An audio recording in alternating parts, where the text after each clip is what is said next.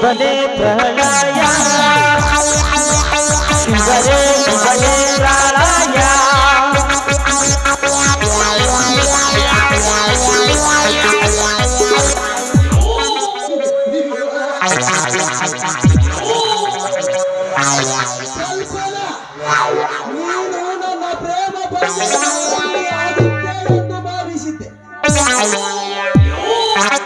ಆದರೆ ನನ್ನ ಪ್ರೇಮವನ್ನೇ ತಿರಸ್ಕರಿಸಿ ರಾಜೇಶನ ಪಟ್ಟದ ರಾಣಿಯಾಗಿ ಜೀವನದುದ್ದಕ್ಕೂ ಸುಖವಾಗಿರಬಹುದು.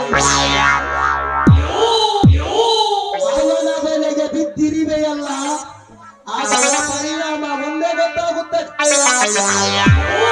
ಕೀರ್ತಿರಾಜನನ್ನು ನನ್ನ ಕೈಗೊಂಬೆಯನ್ನಾಗಿ ಮಾಡಿಕೊಂಡು ಈ ಕಥೆಯಲ್ಲಿ ನಾಯಕ ನಟರಂತೆ ನಟಿಸುತ್ತಿರುವ ನಿಮ್ಮ ನಟನೆಗೆ ಹಂತವಾಗಿ ಕಂಟಕ ತಂದು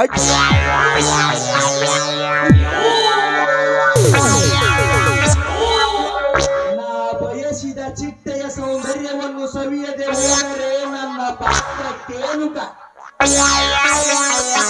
ಅದಕ್ಕಾಗಿ ಮುಂದಿನ ಸನ್ನಿವೇಶದಲ್ಲಿ ನನ್ನ ಕೈ ಚಳಕವನ್ನು ತೋರಿಸಿ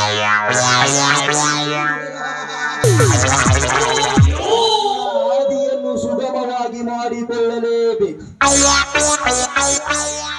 ಇದಕ್ಕೆ ಕೀರ್ತಿರಾಜ ನನ್ನ ಮಾತನ್ನು ತಿರಸ್ಕರಿಸಿದರೆ ಅವನನ್ನೇ ನನ್ನ ಮೊದಲನೆಯ ಮೋಸದ ಬಾಣಕ್ಕೆ ಆಹುತಿ ಮಾಡುವುದರಲ್ಲಿ ಸಂದೇಹವೇ ಇಲ್ಲ.